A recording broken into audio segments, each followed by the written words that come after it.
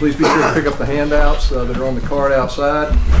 Kick time this week is 7:39 Eastern, and as you know, it's on the SEC Network. And dog walk will be 5:15. Thanks, Claude. Well, we're excited to get a game at home, homecoming, another night game. We're expecting our crowd to be extremely loud and turn out in forces, and we need them. This is an extremely high-powered offense, extremely explosive. When you watch the tape, you see the reason they are. You watch our tape against them last year. We gave up more explosives in this game than we did any other time last year. And to be honest, offensively, they've only stopped themselves. Not many people have stopped them as far as yardage. And they do a good job on defense. I think Barry always has of giving negative yardage plays, lost yardage plays. Do a good job with their front. And we struggled to block them last year. So we got a good opponent to get ready for. It'll be a challenge for us. Obviously, the record does not indicate how good they are, and we know that as coaches. Our job is to get that message to our players. Raise your hand if you have a question. What do you think your defense is as far as being prepared to take on that kind of challenge? Well, we just got to play well. I mean, we got to play much better than we did last week. We got to have a good week of practice. I hope last week got our attention that a good quarterback that's accurate, that knows where to throw the ball, can attack a defense, and that's certainly what Mizzou has. Very similar to Vanderbilt as far as the quarterback making decisions and processing things. I think this kid's got as strong arms as anybody in the league. He's got two really outstanding wideouts, not to mention some big tight ends, and they do a great job the RPO game. They're very hard to defend last year, and they're very hard to defend this year. Again, they stop themselves. People don't stop them. They stop themselves with turnovers. So we got to have a good plan, and we got to play well. Kirby, how would you evaluate through 6 games the secondary when it comes to one-on-one situations, the quarterback's not throwing under duress, et cetera? Some good, some bad. I mean, 50-50 balls. We've probably won more than 50% of them. I mean, we've had a good chance there to get the ball down, make some big plays in the Mississippi State game. In Tennessee, when the ball was in the air, we made plays on it. We didn't do that all the time the other day, and we weren't in the nearest tight coverage. So you win some, you lose some when you play the style of play we play. You got to win more than you lose, and you got to affect the quarterback some. So as far as the evaluation, it's up and down depending on what game, what moment, what player. Kirby, that's something you could comment on the way Nick Chubb is playing this year. He's leading the SEC in rushing. He's not getting a lot of national acclaim really this year because you're sharing so many backs. But should he be maybe considered more for national awards? I know you're not concerned about that, but because of what he does for the team and the effect that he has on defenses and such. Yeah, that's not for me to judge. I'm not here to lobby for anybody. I certainly love Nick and I love our entire offensive backfield. They work so hard. I tell them all the time, the thing that sticks out to me is the teams that win, you get more individual accolades. So together, everyone achieves more. That's what team stands for. And if everybody wins, then at the end of the day, the accolades will come. So I think he's focused on that. He knows whatever's best for the team helps. I mean, Sony is the guy that nobody talks about, and he's had one of the best couple runs we've had all year. He was really productive the other day. So I think those guys obviously take away from each other when it comes to national recognition because they don't get the carries. But they don't care about that. The reason they came back was to win, and that's the ultimate goal, and right now they're helping us achieve that. Kirby, I guess you used 5 backs the other day. As Coach McGee and you guys, are you able to map that out a certain bit in terms of a plan on how many you want to use and how much of it just by the feel and the way the game plays out? Yeah, that's where the game plays out. I mean, a tighter ball game, you might not see that many. We're big on getting the back lathered up, getting him going and playing, and unfortunately that doesn't get to include everybody unless you're in a special circumstance, which doesn't happen all the time. We want our best runners in there to run. We want our best protectors in there to protect. We want our best pass catchers in there to catch the passes. So best players are going to play to the point of exhaustion, and then we got to be able to play other guys. Kirby, Sam Pittman in year 2, it seems like it is for a lot of these offensive linemen. They're playing under the same coach for the 2nd year in a row. How good of a job do you think he's done with like getting these guys to improve gradually and become kind of the I guess less. I mean, they were seen as more of a weakness to start the season. No three starters coming back, but at the same time, now they're kind of starting to assert themselves as maybe a little bit of the strength of this offense. Well, I'm one that looks at things a little different because I say that Sam Pittman did a good job last year, and everybody does everything based on results. That's the world we live in, and he did the same job last year that he's doing this year to the tune of different results. You know, we're able to throw the ball, got a little more vertical threats in our receivers. Got a system that's working a little bit better, running the ball a little bit better, doing less runs. I mean, there's not a lot of secrets to it. He's working the same number of hours, and he's working just as hard as he did last year. We're just getting better production right now, and we still probably hadn't seen a front quite as big and playing as many people as Mizzou does. They play a lot of guys. They play about 10 guys up front, and we'll face better fronts than we faced the last couple games in coming weeks, including this week. Coach, what have you seen from Lonnie Rice and more of an in a bigger role at that linebacker position now? I mean, how do you feel like he's kind of grown from the beginning of the season to now at the halfway point? He's grown up a lot. You know, he was one of the guys that was very fortunate to get spring practice. So he got spring practice, which helped him be a little bit ahead of the other backers we signed as far as knowing what to do. We thought all spring he was going to be a good player because he's really fast. He thumps you when he gets there. It was more of a can he be comfortable and not have anxiety playing in the heat of the moment. Thought he got over some of that. You know, he made a play against who was it? Mississippi State. You know, there at the end of the game. I thought that gave him some confidence. He was able to make some plays the other day. I think Monty's going to be a mighty fine football player. He's just growing. You know, he's shown a lot of growth, and he's got a long way to go. Kirby, actually, good follow-up to Brandon's question. My count is you've played 17 true freshmen this year. Hopefully that's close to your count. How do you go about determining this guy's ready to play and then how much to put on this plate?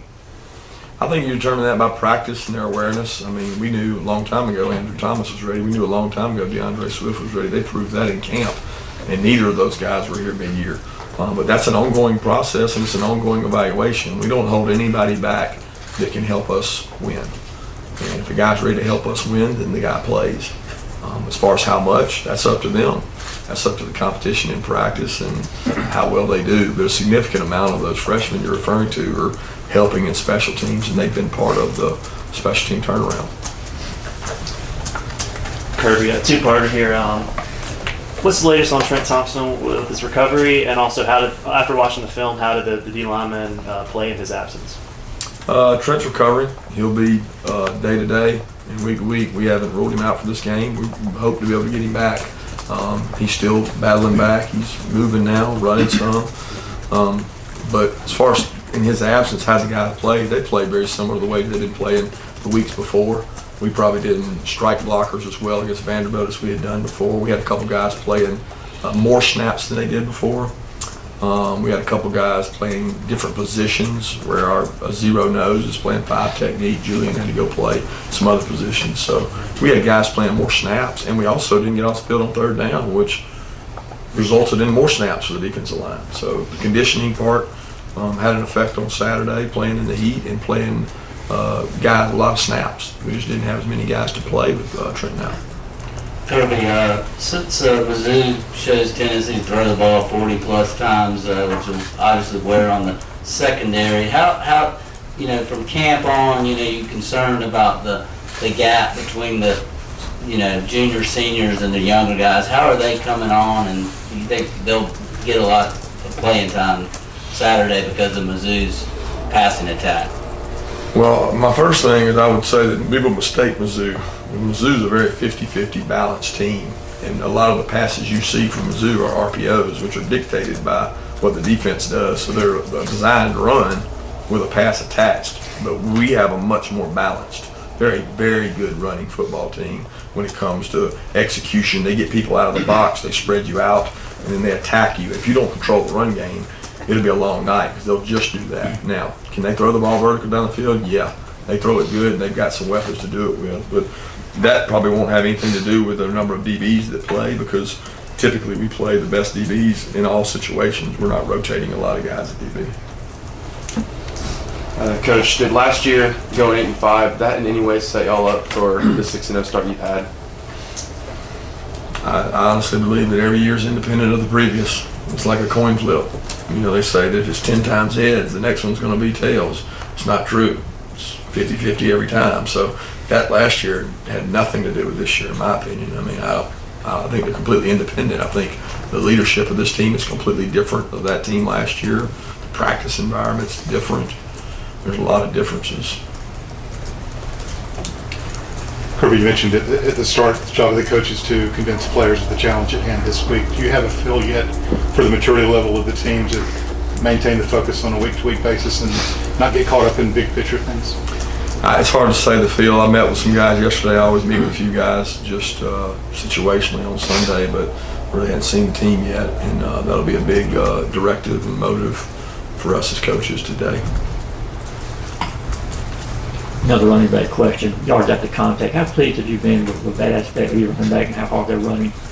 Yeah, I don't know statistically what it is, but I got to believe it's pretty good. I mean, I know they keep up with it, but it's not something that I chart. I know Dale calls them dog yards, yards after contact, and he gets a lot of motivation through those in his room because there's competition to see who gets the best job of that. And they do a tremendous job of that. But I think also our offensive line deserves credit because it's not only getting the holes there, but it's the second level covering down and pushing the pile where a lot of those yards are extended. You know, Sony had the one run where he kept his legs driving and they just piled on. They take pride in that. I think Coach Pittman takes a lot of pride in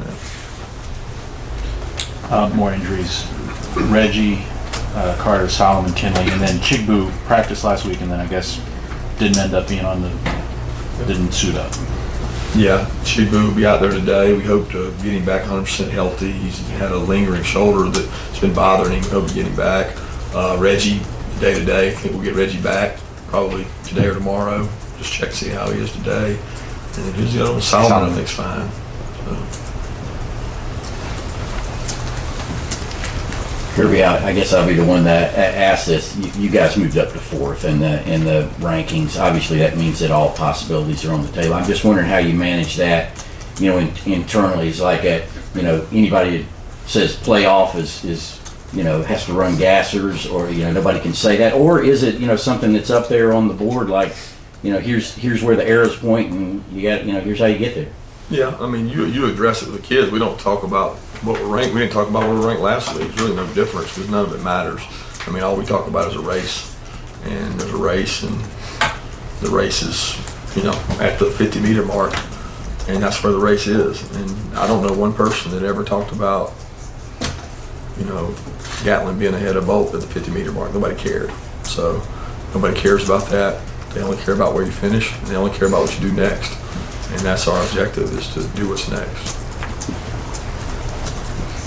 Kirby, I guess Vandy had a decent punt return, good distance on the punt. The balance between distance and hang time, and I don't know if your coverage unit was there for the player, or kind of how you view how Cam's doing and the punt team on that.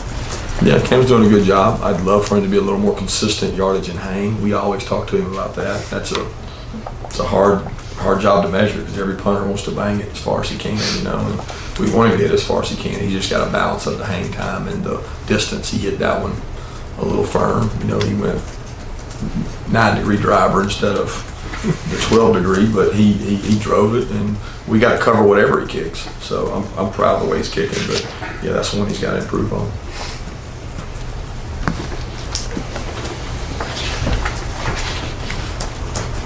Other questions? How do you think your pass rush is doing in terms of affecting the quarterback out there? Up and down. I mean, not where it needs to be. We're not an explosive pass rush team like everybody wants you to be. That's just not who we are. We're strike blockers, play the run. We try to convert the pass rush. We try to get the quarterback in passing situations and attack them. But it's hard sometimes with the style of defense that we play. And some games are more apt to get pressure than others. And we need to do a real good job of getting pressure in the last game. We're concerned a lot of times with the run game. So it's something that we work on each week. We try to improve on. And we need as many players as we can to be helpful to get where we want to go from a pass rush standpoint. But there's so much more to pass rush than just sacks. It's affecting the quarterback, and that's where it's disappointing last week. We didn't do as good a job of that as we needed to. Time for one more, anybody? Is Malcolm Parrish still not quite 100%, or do you like what you've seen out of the other guys to keep rolling those guys out there in base? No, I mean, it's Malcolm's, he's back, he feels good, he's playing, Tyreek's playing good, so it's similar to every position we got. We're going to play the guys that are playing the best. I don't feel like Malcolm's being held out of anything for any reason. He's back, he feels good about his foot. Conditioning is probably the biggest thing, just not being able to play every snap in the game and being able to play and roll other players, especially guys that have earned the right, like Tyreek and Baker and all those guys. So we'll continue to do that week to week based on practice.